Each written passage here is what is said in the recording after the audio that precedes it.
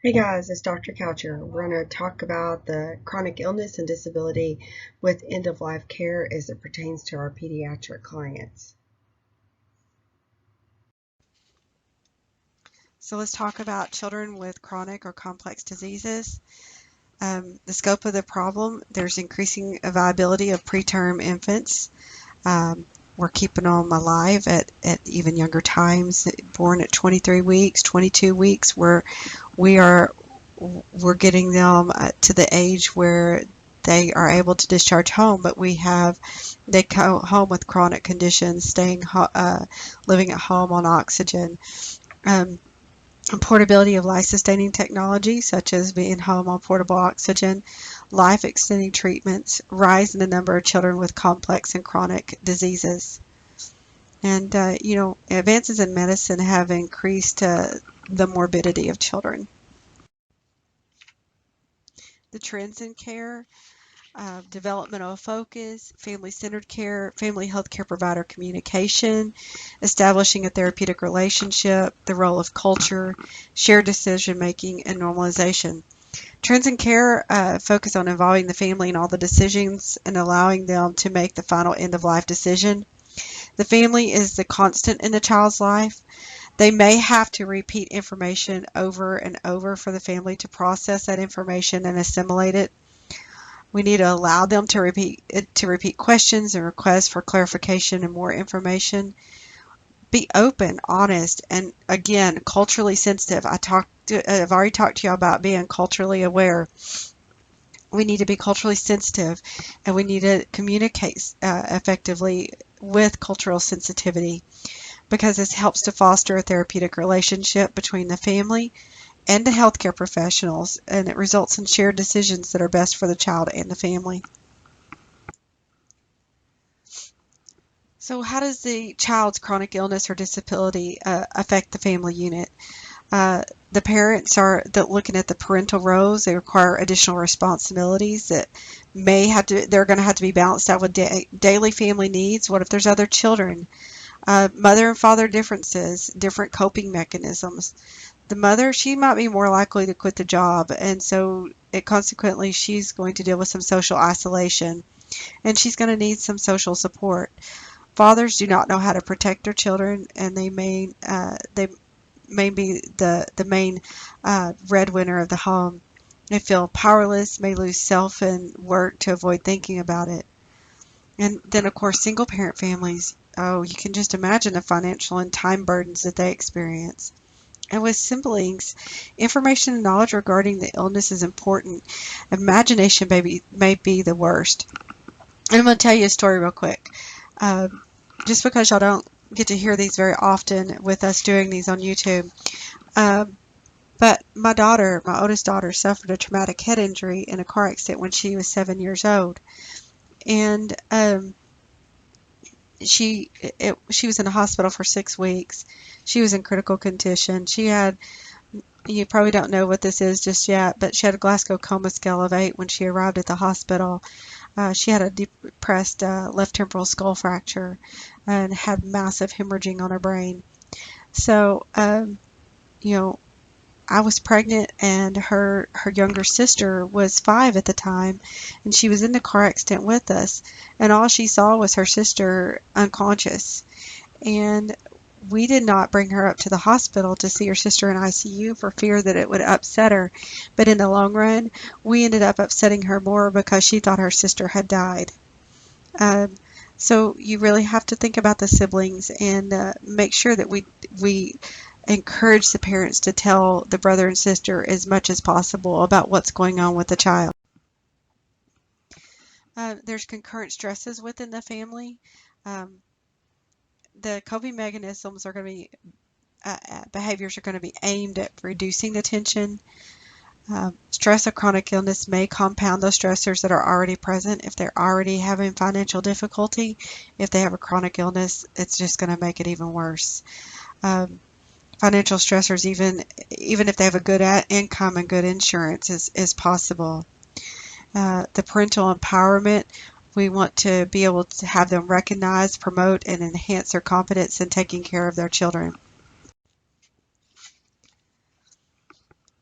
Shock and denial, that's the initial response to a diagnosis of chronic illness or traumatic diagnosis. Denial is a common reaction to any tragic event. It can last days to months, and maybe it lasts even longer. On page 1057, there is a list of denial behaviors if you want to look at that. Denial allows a child to maintain hope. Denial is misunderstood and treated inappropriately by healthcare providers. And denial only becomes maladaptive if it delays the treatment. The adjustment follows shock and denial. They may have guilt and self-accusation due to the belief the illness was from something the parent did, a test from God for some previous transgression, or a child believes due to misbehavior.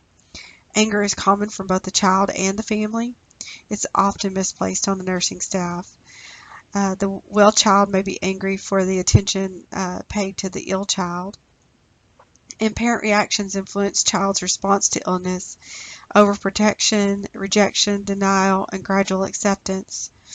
And an adjustment, talking about how the well sibling may react to everybody being all about the ill child. My pediatrician, she does it's called the Glass Children is what she calls it. And it's a program that they have at their church where once a month they get together and they take care of the disabled children so that the well children can go out, because typically what they see is that and that's why they call this the Glass Children program, because the well child is looked right through to the sick child or the one who has a disability, and strangers and family alike look straight through that well child to the sick child. And so the Glass Child program enables these parents and the well children to go out and have a moment where it is just them and no one's looking through the well child to see the other one. Reintegration and acknowledgement is a large part of this stage of grief. They could have chronic sorrow. Establishing a support system. We have to assess families for risk of succumbing to crisis. They need support systems, family, friends, church group, community resources, and parent-professional partnerships. Developmental effects of chronic illness. It goes by age groups. I'm not going to go into it, but if you'd like to look at it, it is Table 36-1 on pages 1060 to 61. Coping mechanisms. There's 5 distinct patterns of coping. Hopefulness. Hope gives reason to continue on, and health education promotes the coping. So when we're assessing, we have to assess how the family handles stress, their financial, the marital, the career, etc. In the past, it helps ID families with less ability to cope. So if they weren't coping very well before, then how do you think they're going to cope after? Family members' reactions to the child's illness and the needs of parents and siblings. I had a grandbaby that was born IUGR, intrauterine growth restriction, and I can see some of this and through this. He's not a chronically ill child, probably just in our heads.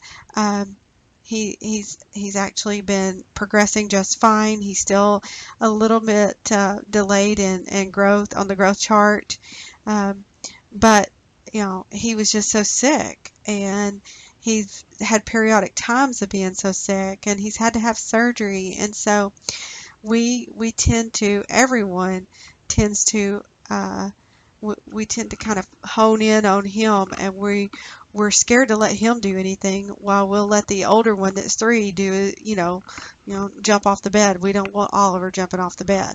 So this is how we have reacted to him being IUGR and still being so small and what we feel like is fragile. And you have to look at the needs of the parents and siblings. For example, and I'm using my family a lot here, but my son-in-law, they have a second child now, and he is just really attached to this second child. That is his boy now. And I don't think it's not because he loves Elliot more than Oliver. It's simply that Oliver scared him. He was so tiny. He was, just a little bit bigger than Kevin's hand when he was born. He was tiny, and it's just he was just always so scared to handle him. So again, you can look at my family and me talking about this, and you can see how to assess a family like us, who we're reacting to this child who is born into this world in such a tiny little body, and has taken a long time to even try to get caught up. Providing support at the time of diagnosis. We want to encourage parents to be together when diagnosis is given. We want to assist in interpretation issues, emotional support for each other. They need private, uninterrupted area, and they need to be allowed to show their emotions. Parents, be attentive to families. Communication is essential. Discuss feelings and impact the illness. Be sure to include the fathers. The parent-to-parent support. There are support groups, I've already said that you can go to a support group of people that are just like you, and if you can sit in that group and hash out your feelings, you realize that there's other people that feel the same way that you do, and it feels good to be in a group of like-minded folks. Advocating for empowerment, we want to encourage parent membership on committees that affect their child and legislation. I have a good friend of mine at church who had triplets. Her babies were in the NICU at Children's Hospital for 3 months. She now sits on the advisory board. The affected child, focus on a positive self-image. What about makeup or wig? Get them out of their room or house as the illness permits. And the siblings really may get less attention from the parents during the sibling's illness. May cause negative attitudes towards their ill child. Perhaps a sibling support group would be beneficial. The nurse should use anticipatory guidance to avoid any negative effects on the family. Educating about the disorder in general health care. What about activities of daily living? There's possible differences in nutritional requirements. They'll need guidance for that. Safe transportation. They may have to have modification for car safety. And primary health care. They'll need all the usual health care, and who do they need to communicate with? What physician in an emergency do they need to contact? Also, you may have to look at what about medical alert or jewelry or some type of card that lets people know. What if they have an ill child that they're transporting somewhere and there was a car accident? Then there needs to be some kind of alert on board that lets medical professionals know what is going on with this baby. Promoting normal development, early childhood. There's basic trust. We want to encourage self-care as much as possible. The goal is to achieve separation and independence in the early childhoods. Parents tend to be overprotective of the sick child, and we want to help the parents avoid overprotection. Y'all could probably counsel with me and my family about overprotecting Oliver. Characteristics of parental overprotection are in box 36.7 on page 1067. Also need discipline. Helps children feel safe and learn socially acceptable behavior. Also, lack of discipline for sick children can cause resentment and hostility from the other children. At school age, there's missing school delays and progression. They need to resume school as soon as possible. May start with a hospital or a homeschool until they're ready to go back to school. Child needs to be prepared as well as prepare the other children before as to what to expect. In the adolescence, we want to encourage them to take responsibility for their own behavior, make decisions for their own life, and maintain supportive relationships. Assist in their care plan, and participation in groups can help alleviate loneliness, isolation, and depression. We have to reestablish or establish realistic future goals. We have to cultivate realistic vocations for the child with chronic illness or disabilities. I have an Asperger kid, and so, as I was trying to prepare him for going out into the real world and trying to prepare him for college, I mean, I had to do so much research in order to find a career that he could hone his own abilities and feel have his comfort level in there. Um, and you know, college didn't work for him. He's now in a trade in where my husband works, and the reason why that it was a good place for him, and I had to realize this, was because even though he had never been there, it was a sense of comfort for him. So that's why I'm saying, like, cultivate those realistic vocations for the child. If the child says they want to be an attorney and they their cognitive ability is I don't want to say subpar, but not on point to be an attorney, we want to try to gear them and guide them in a direction and look at what skills that they could possibly do. Prolonged survival leads to new decision and problems, such as independent living, marriage, employment, insurance coverage, and reproductive decisions. So when we're talking about children at the end of life, what are we going to do to take care of them? Palliative care is the absence of possible cure. So their primary focus is symptom control, supportive care, and quality of life, not curing or prolonging the life. It's established early introductory of the disease, does not hasten death, but provides pain and symptom control. The child and family are considered a unit of care. Multidisciplinary group equals the social worker, chaplain, nurses, aides, nurses, healthcare providers, such as the MD, APRN, or physician assistant. It can take place in the hospital or the home. The environment is home-like as possible. End-of-life care is part of the palliative care. The decision-making, multiple variables are looked at in the decision concerning care. Age, premorbid cognitive or functional status, pain or discomfort, probability of survival, and quality of life. Parents and healthcare providers decide when care should shift from curative to palliative, such with DNR and comfort care. And it's up to us, the nurse, to find out the family's wishes. We need to know. Withholding treatment is not euthanasia or assisted suicide. The dying child needs honest, accurate information about their illness, prognosis, and treatment, and we need to do it in clear, simple language. Sorry, I think I skipped forward just too many there. All right, so treatment options for the terminally ill child. We have the hospital, we have home care, we have hospice. The hospital, of course, the setting should be as home-like as possible. We want them to bring blankets from home, pillows from home, hang up pictures that are drawn from them, maybe from their Sunday school class, friends that write letters. Home should have home health care. And hospice, the healthcare organization, they assist, the dying patients and family in the natural process. It is a multidisciplinary group. It is different from hospital care, though. Family principal, caregiver with support of the team of the professional and the volunteer staff. The priority for the patient is comfort. Family needs equally as important as the patient's, and it helps with the post-death adjustment.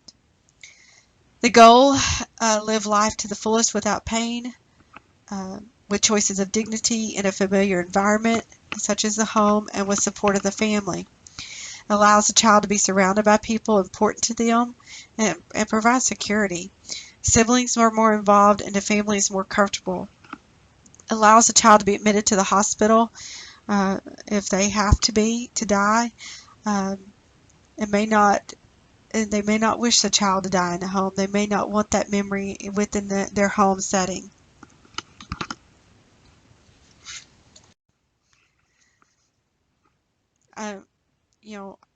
Of course, my husband's grandmother is certainly not a child, but talking about the same thing for end-of-life care. We were the primary caregivers for her through the hospice. Probably one of the most, I don't know how I would feel about a child dying at home, but I think that I would much rather them be at home surrounded by as many family as possible. But that's just my way of thinking.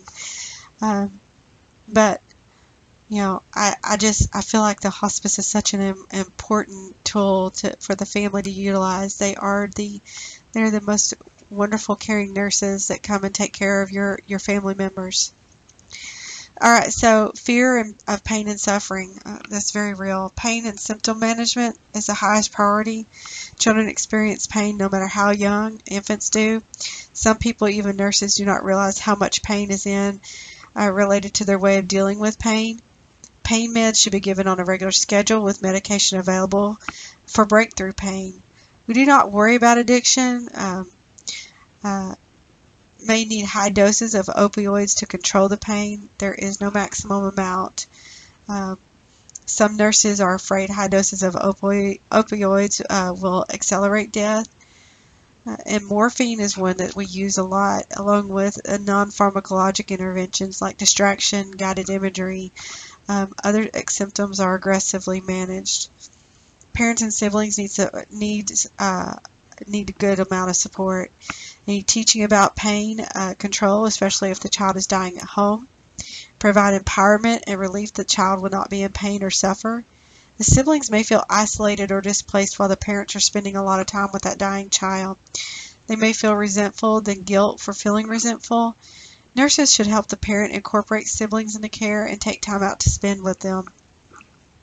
A child's fear of dying alone or parents' fear of not being present at the time of a child's death, so they'll have a death vigil, can be exhausting for the family. Help arrange other family and friends to relieve the parents for rest. Hospice does help for that. Parents will want to be notified by phone of any change. We want to advocate for the parents to receive food and drink and comfortable chairs at their dying child's bedside. Fear of actual death they may prefer home death surrounded by the familiar, loved people, pets, and possessions. It may be distressful related to the child becoming less responsive. The nurse can help parents know what to expect in the end. Chain stokes, respirations, those can be distressing to parents. Opioids, the morphine eases those labored respirations. The death rattle, it's noisy respirations. Scopolamine may help reduce that noise because it reduces it related to noise maybe from the overhydration, so it'll dry it up. Place of death. Home will have to be pronounced, they'll have to be pronounced dead at home. Hospice helps with smooth transition. Excuse me. Hey, I'm sorry. Police may have to be notified to prevent concern of abuse. In the hospital, attend to the child's and the family's comfort. If death from an accident or acute illness, life support may have to be withdrawn. Parents will need detailed information and emotional support. Privacy, soft music, lowered lights, and monitor sounds. Religious rituals may be needed to be performed. After death, remove all tubes and equipment. Allow the family to remain with the child as long as they want or need. They can hold, they can rock, they can bathe and dress if desired. They need to let their rituals be performed, and then the funeral home can be notified. Organ and tissue donation and autopsy. Meaningfulness of acting to benefit another human. It may feel good to them. I'm sure that some of you have seen those videos where a mother has donated her child's heart to another recipient, and then they meet sometime later and she gets to listen to that heartbeat again. Makes me cry every time I see them. Nurses need to know which children are candidates. Healthy child experiencing sudden death, and which are not cancer or prolonged illness for tissue donation or organ donation. It may be hard to discuss organ or tissue donation with parents. Some hospitals may have a transplant coordinator, though, that'll talk to the parents, so that's something that a lot of us have to worry about. Topics should be discussed before death. Once death is imminent, some states have a law that requests for organ tissue donation to be discussed.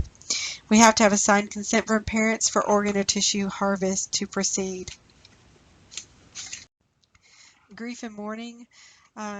Grief is a process. It manifests in physiologic, psychologic, behavioral, social, and spiritual reactions. It's highly individualized. Everyone experiences and deals with grief differently. Anticipatory grief, the grief reactions are a normal part of the grief process. Um, they start to grieve. I'll give you, for instance, my daughter was 5 years old. It was before I had that accident, and my stepfather, her poppy, passed away. But he had been sick for a while and at home on hospice care, and she grieved his death before it actually got there. She had anticipatory grief so that when he did pass, she had already moved through her grieving process. I know it sounds weird. She was 5 years old, and that's how she did it. The mourning process is different for everyone. Sometimes creates conflict within the family as family members perceive the other is not feeling and grieving the way they are. Nurses can help the family realize everyone grieves differently and support each member in their individual process. I probably go through the mourning process different than other people.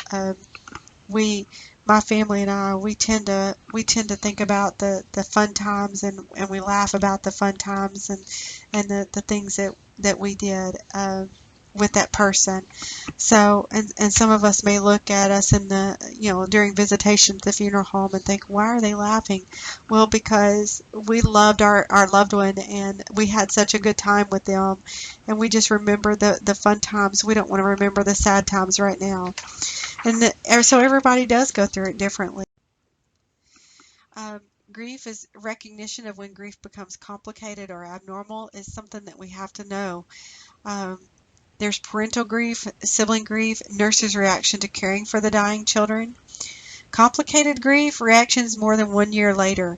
Intense, intrusive thoughts, pangs of severe emotion, distressing yearnings, feelings of excessive loneliness and emptiness, unusual sleep disturbance, maladapted levels of loss of interest in personal activities. They're going to need a referral to a grief counselor. Parental grief is the most intense, complex, long-lasting, and fluctuating grief experience compared with that of other bereaved individuals. Loss of hopes and dreams for that child's future, sometimes loss of spousal support. They may feel guilty when they resume life or feel joy. My mother still suffers from grief. My brother was born in 1968. She has what I would call abnormal grief at this point. I understand parental grief is a very intense form, but every year at the time that it would be his birthday up until he died a month after he was born. So she will spend her time calling people and discussing his birth and his sickness and his death for that full entire month, and she will cry for that full entire month. She was never referred to a counselor, and I feel like that many times she should have been. Sibling grief is different from an adult, depends on the age, developmental level, and understanding of death. Children grieve for a longer duration. They revisit their grief as they grow and develop new understanding of death. It can be emotional 1 minute and off-playing the next. They may be aware of the parents grieving and try to be the perfect child. May exhibit adult reactions, physical sensations, and illnesses. Anger, guilt, sadness, loneliness, withdrawal, acting out, sleep disturbances, isolation, and search for meaning. The nurse's reaction: we have to listen to families, provide acceptance, understanding, and respect for this grief. Grief may last a good while. We need to refer people to support groups or grief counseling if it becomes prolonged or complicated. The nurses, we have to take care of ourselves as well. Time off, we have to have good physical health, professional and personal support system, focus on positive aspects of the caregiver role, and attending the funeral can be for the family and the nurse. So now we're going to talk about the impact of cognitive and sensory impairment on the child and the family. Cognitive impairment is any type of mental difficulty or deficiency, intellectual disability, mental retardation. We've heard these terms. Diagnosis, suspicion by family or health professionals. They'll have developmental screenings during routine well child checkups and possibly made at birth. It consists of three components: intellectual functioning, sub-average, functional strengths and weaknesses, and younger than age 18 at the time of diagnosis. For instance, my son was diagnosed with Asperger's when he was 12, going on 13 years old. Um, and I kept asking myself what was off. There was something that was wrong. I don't know why he's not understanding. I don't know why he's not forming normal relationships. And I mean, we went through so much. And I actually had a former student that came to church with my daughter one time. And she was a student at the time, though, when she came. And she visited the church with my daughter. She met my son, and she stopped by my office about a week later and knocked on my door. And I'd had a particularly rough weekend. I'd been crying. I dried up my tears, and I opened the door, and she said, "Hey, Miss Coucher, what's going on?" I said, "Oh, nothing. I'm fine." She said, "No, Miss Coucher, something's going on." And so then she says, "Is it Sam?" Yeah, actually it is. I mean, I'm not going to lie at this point in time. I just lied, and I shouldn't have, when I said everything was fine. And she said, "Have you ever looked at Asperger's?" And I immediately went on the defensive and said, my son does not have any type of autism. But I started doing some reading, and I was like, that's my son. That's my son. That's my son. That's my son. So, and it's a grieving process that you go through afterwards, and we'll talk a little bit about that. But sometimes you don't see some of you might be, you don't see the forest for the trees, and I was one of those parents. I wasn't seeing the forest for the trees. So in functional impairments, adaptive skill areas, communication, they must demonstrate functional impairment of at least 2 of these 10. So communication, home living, community use, leisure, health and safety, self-care, social skills, academics, work, and self-direction. The cognitive impairment classification. Results of standardized tests are used in making a diagnosis of cognitive impairment. 85% of the population with cognitive impairment are diagnosed as mildly impaired. 10% of the population with cognitive impairment are diagnosed as moderately impaired. They're trainable. Severe, their IQs are very low, and profound, extremely low. Why? Why does it happen? May not be known. However, there's primarily genetic, biochemical, and infectious. I did read a research study some years ago through my BSN that children who suffered some type of trauma in the intrauterine environment are at risk of developing signs or ADD, ADHD, cognitive impairment, autism, and it listed all these things. And I was like, wow. I had my car accident when I was 5.5 months pregnant with my son, and he slammed pretty hard into my bladder. He was jerked all around. We tangled y'all with a tractor trailer rig. So you can imagine the insult that my truck, my body, my children's bodies took. And so I've always wondered if that could have been the reason why.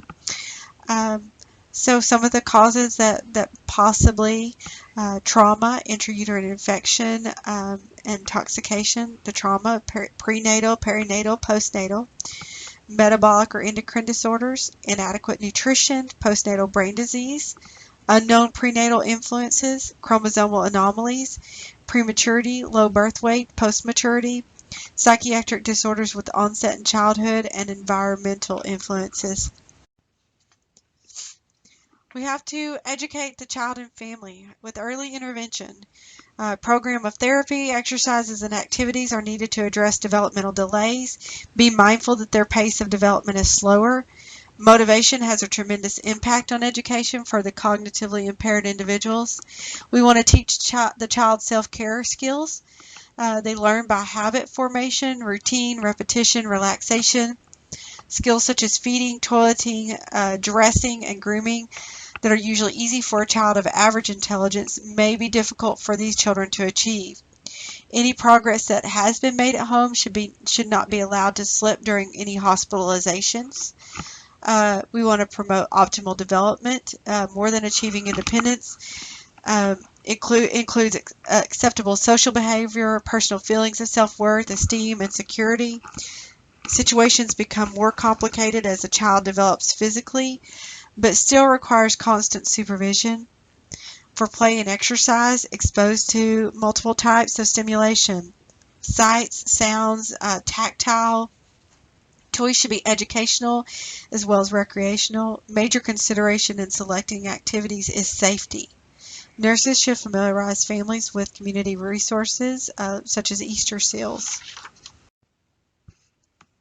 So when we're providing care, nursing care for the children with impaired cognitive function, we want to provide means of communication, speech therapy, picture boards, other means of communication, establish discipline, start early, set firm, consistent limits on behavior, reinforce desired behaviors, encourage socialization, same socialization needs as other children. Encourage acceptable social behavior. Hello, please, thank you, yes ma'am, no ma'am, yes sir, no sir. They need peer experiences, clubs, sports such as Scouts or Special Olympics. We want to provide information on sexuality, and we have to teach acceptable sexual behavior. Contraception is definitely going to be advisable. Gear sex education to the developmental level. Protect against sexual abuse. Help families adjust to future care. Older parents may need to place their children. Nurses should know community resources for that in programs and residential places. Care for the child during hospitalization. Encourage the parents to stay with their child, but not a requirement, but we certainly want to encourage it. Try to maintain routine and preferences as much as possible. Assess cognitive level and explain procedures accordingly. Focus on growth-promoting experiences. PT, OT, social services may help. Some measures to prevent cognitive impairment. Counseling and education regarding nutrition and tobacco use. Adequate prenatal care needs to be provided. We want them to, we're having this and just had this in antepartum. We need our mamas to have the right nutrition. We need our mamas to quit smoking. We need our mamas to quit drinking. Awareness of dangers of chemicals. Teratogens are in the prenatal period, especially during the first 8 weeks during organogenesis, they're bad. You're going to have a child that can be cognitively impaired or have some other disability. Rubella immunizations, genetic counseling, and prenatal screening.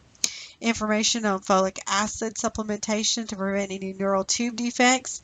Many of these programs are available at our local health units. Okay, so Down syndrome is the most common chromosome abnormality. There's 1 per 691 to 1,000 live births that are born as a Down syndrome baby. Causes are unknown, as probably multiple. It occurs in populations of all races. It's non-familial trisomy 21. They'll get an extra chromosome 21 in 95% of the cases. Translocation of chromosomes 15 in either 21 or 22 in 3 to 4% of cases.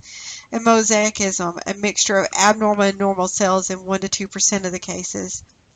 Maternal age places the fetus at risk. Age 35 is a risk is 1 per 350. Age 40 risk is 1 per 100 births.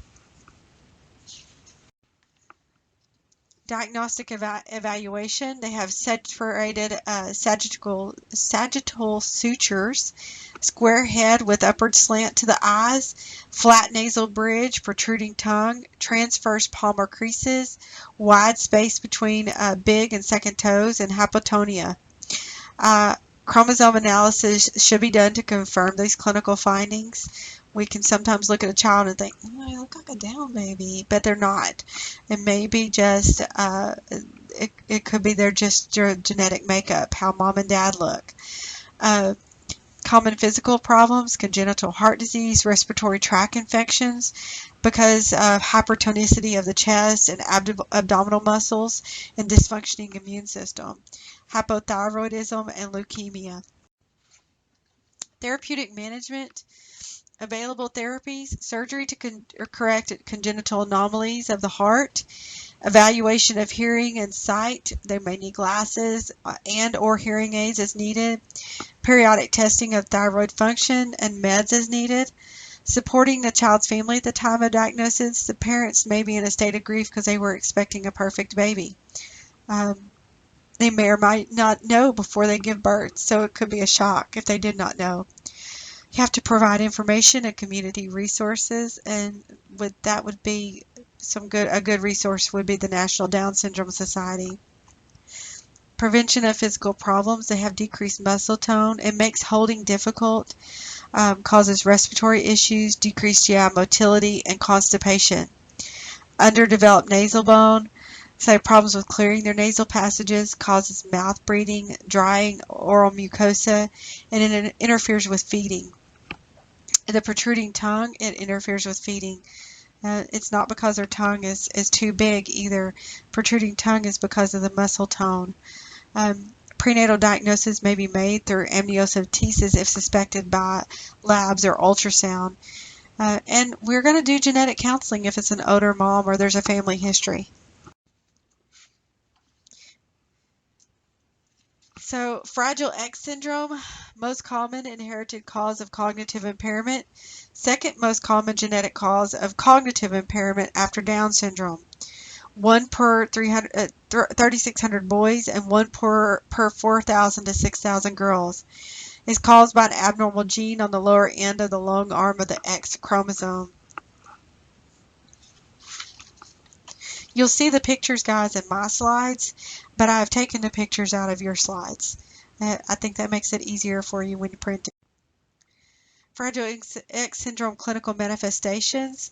They have large head circumference, long face with a prominent jaw, large protruding ears, large testes, postpubertal. Manifestations variable in female carriers of the gene. Flat feet, seizures in about 10% of those patients. Hypotonia, so they have a low muscle tone as well. Experience mitral valve prolapse, pectus excavatum, the indentation of the chest. They have hyperextensible joints, highly arched palate, large prominent ears, broad forehead, but they're normal structure. They have mild to severe cognitive impairment, delayed speech and language, hyperactivity, hypersensitivity to taste, sounds, and touch, autistic-like behaviors, and aggressive. They are intolerant to changes in their routine. And their autistic-like behaviors is because they will exhibit social anxiety and gaze aversion. Therapeutic management, Tegretol and Prozac for behavior control. They have a normal lifespan. There is no cure, though.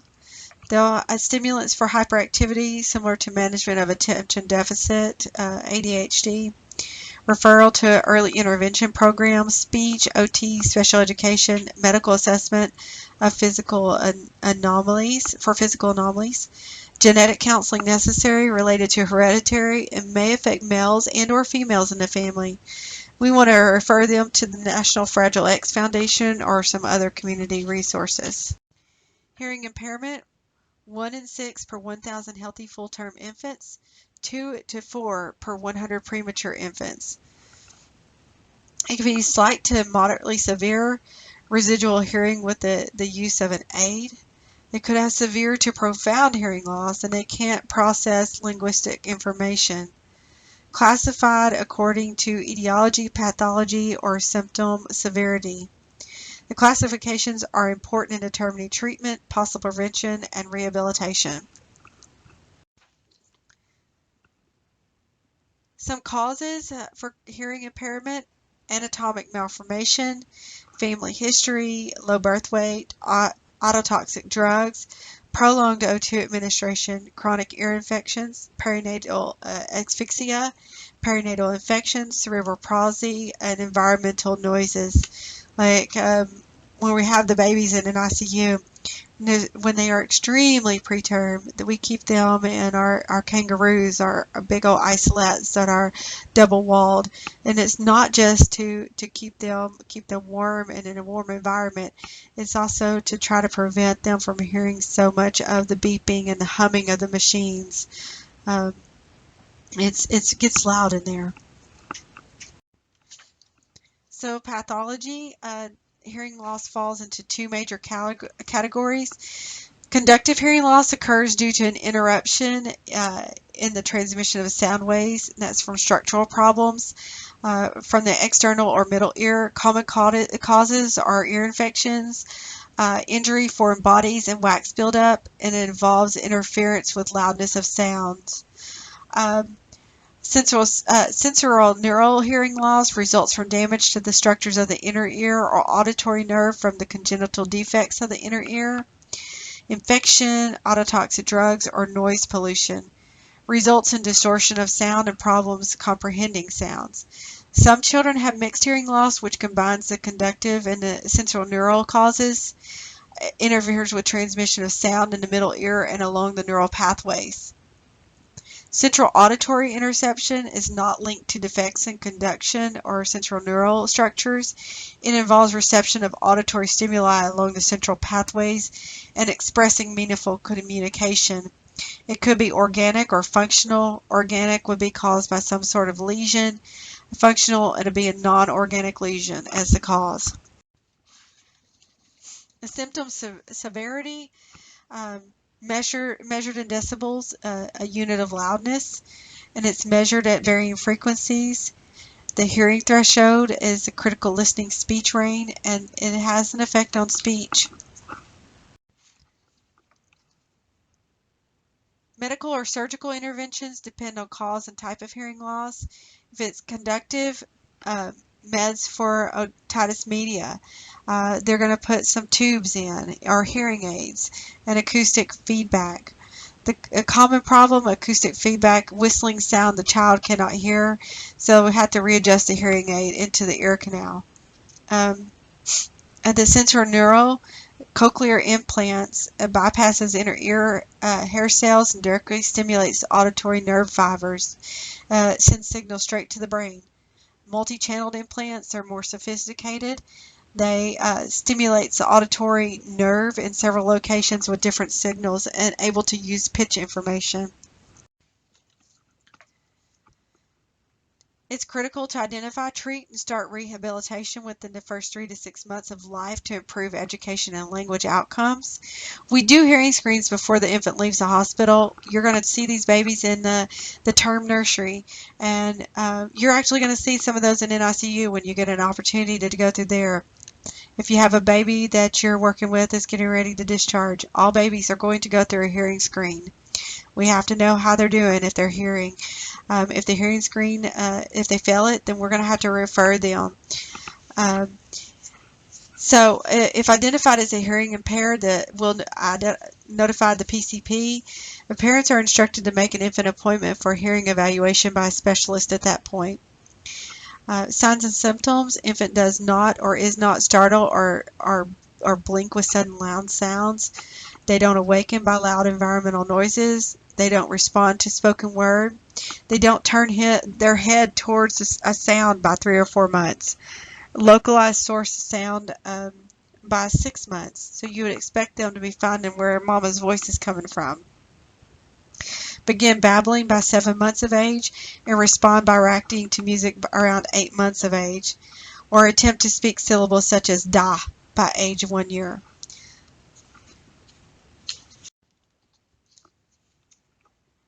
Profound deafness is likely to be diagnosed in infancy.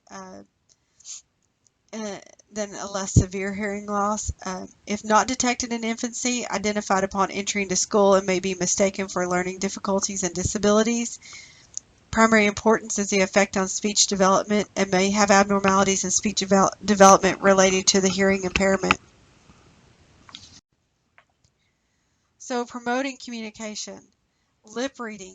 It is important that we lip read, or that we speak right to them so that they can lip read. Cued speech, sign language. Encourage families to learn along with the child. It's easier than lip reading. Symbols help children learn faster. Speech language therapy, filling speech through multisensory approach. There's also additional aids, flashing light for phone, doorbell, and smoke detector to signal it's going off. Trained hearing dogs. We have, of course, some TTY or TDD telecommunication devices and closed captioning TV. Socialization. Children compensate very well. They're alert to surroundings and others. Hearing aids, the teacher may have to adjust their teaching style. They may have to go to a school for the deaf with others of like impairment. We need support of the child and family, and they may have issues of grief, require support, and refer to community resources. So care of the child during hospitalization, use the same principles as those for the lip reading on page 1095. Talk directly to your patients. Don't talk away from them. They need to see what you're saying. Ideal if parents can stay with the child to make them feel more comfortable. We want to reassess understanding of instructions given, supplement with any visual or tactile media, provide communication devices, make sure hearing aid is owned, picture board with common words, assistance of child life specialists. Those are trained professionals with expertise in helping children and their families overcome life's most challenging events. And Arkansas Children's Hospital is great with that.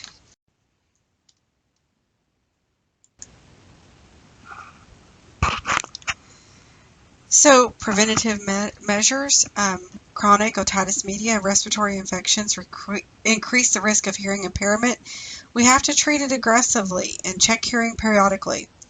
Prenatal preventative measures, early prenatal care, genetic testing for any known familial disorders, avoidance of autotoxic drugs, especially during the first trimester, testing to rule out syphilis, rubella, or blood incompatibility. Maternal diabetes management, strict control of alcohol intake, and avoid smoking and smoke exposure. Adequate dietary intake during pregnancy. Make sure childhood immunizations are kept up to date to avoid possible central neural hearing loss from MMR and encephalitis. Use ear protection to avoid exposure to noise pollution such as target shooting or any other loud noises. Even household items such as lawnmowers and vacuum cleaners can pose a noise hazard.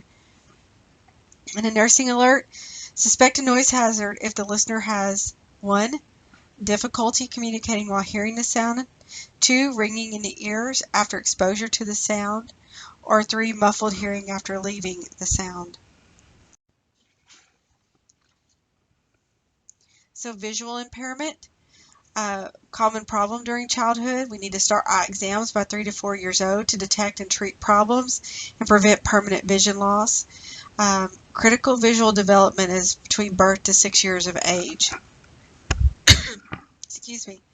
Until they can read, may use a Snell and E test, which may do the legs point, have the child point to the direction, or a shapes test. Children do not know any difference, so they don't know they can't see clearly.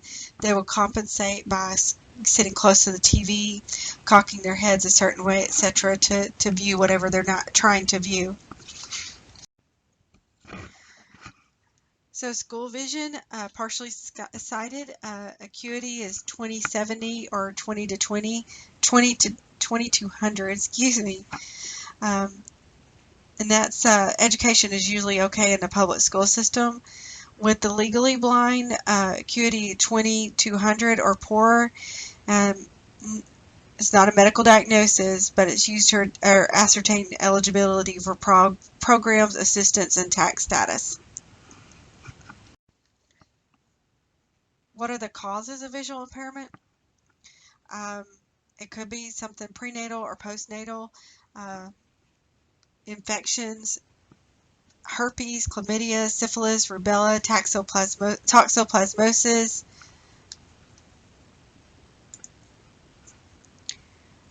retinopathy, prematurity, trauma, postnatal infections such as meningitis, other disorders, sickle cell disease, juvenile rheumatoid arthritis, Tay-Sachs, and retinoblastoma.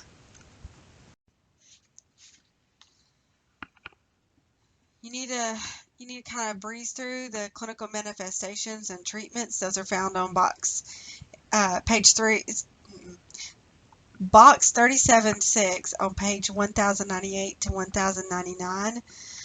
Refractive disorders, bending of light rays through the lens of the eyes, should fall directly on the retina. Myopia, the eyeball is too long, causing light rays to fall in front of the retina, so they have nearsightedness. In hyperopia, the eyeball is too short, causing light rays to fall beyond the retina, so the patient will have farsightedness. They can see objects at a distance but trouble with close vision. Treatment is going to be convex lens or laser surgery. Amblyopia is a lazy eye, so they're going to have reduced vision in one eye. Treatment is going to be patch the good eye to strengthen the lazy eye. That's not in your book, just FYI.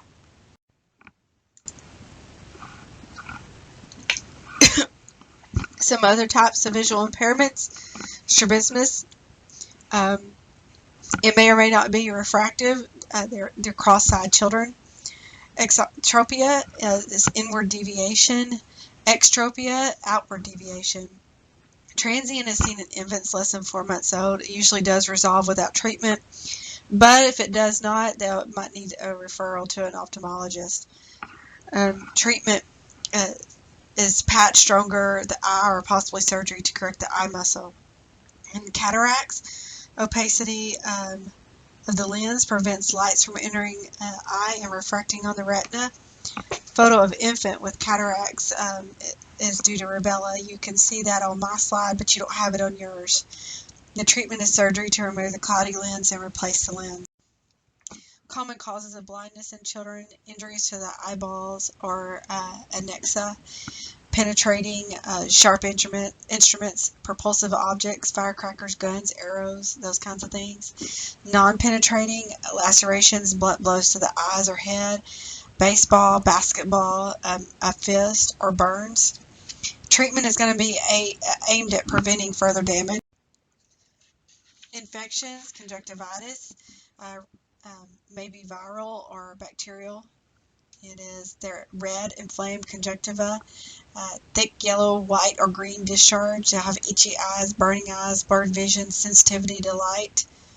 It could be due to irritants as well as bacterial or viral diseases or allergies. These are some of the things that we're looking at for when infants are born is, did mama have herpes or gonorrhea? Treatment is going to be ophthalmic antibiotics. How do you administer? You have to teach administer eye ointment or drops. Systemic antibiotics in severe infections. Caution with use of steroids may exacerbate viral infections. And some infection control concerns. Very contagious because of rubbing the eye, then touching other objects. So the caregivers need to clean the eyes and they need to avoid touching themselves, wash their hands quite often, spray everything down if they're in an environment where their siblings are there. Identify children who, by virtue of their history, are at risk for visual impairment. Observe for behaviors that indicate a vision loss. Screen all children for visual acuity. Nursing alert. Suspect visual impairment in a child of any age whose pupils do not react to light. Critical visual development. Again, this is just I told you this earlier, birth to 6 years of age. Need to start the eye exams by 3 to 4 years of age to detect and treat problems and prevent permanent vision loss. And what are the signs and symptoms of eye strain and vision problems? Headache, sitting too close to the TV, unable to see the blackboard well, squinting, turning their head to the side, either side, trying to look at something. may have difficulty with schoolwork.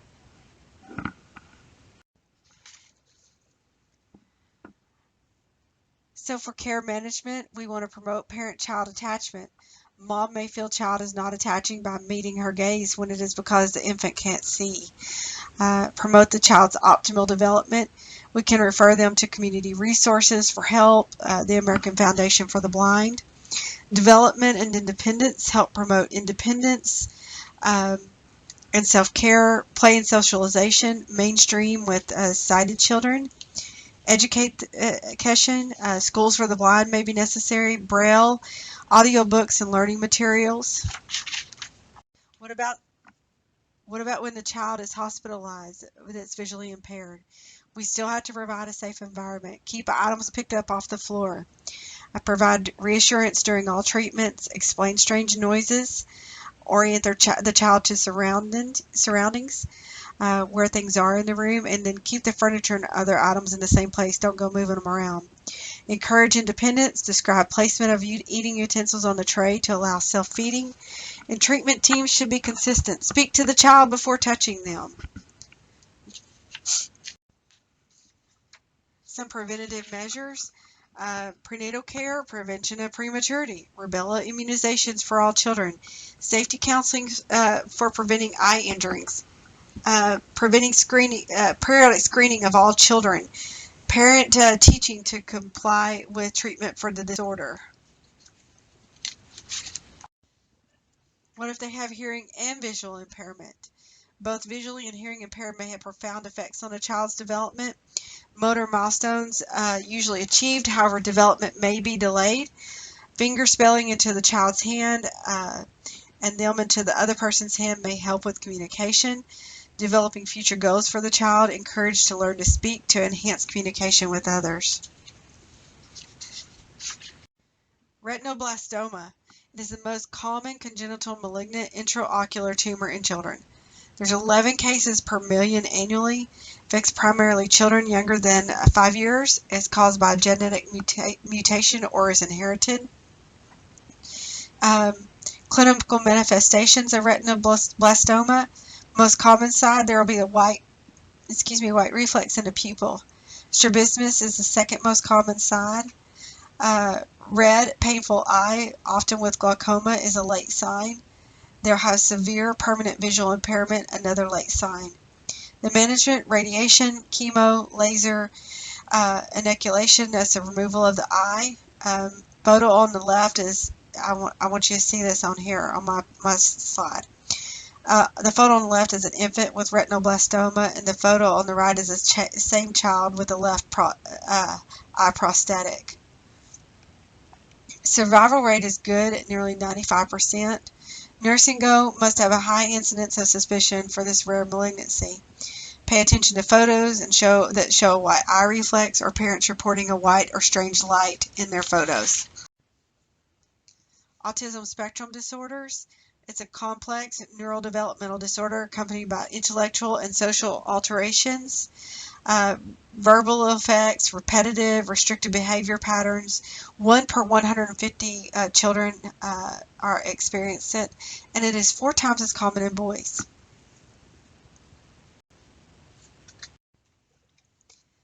Causes: genetic disorder of the prenatal and postnatal brain development. Immune and environmental factors may interact with genetic susceptibility. Relatively high risk of reoccurrence of ASDs in families with one affected child.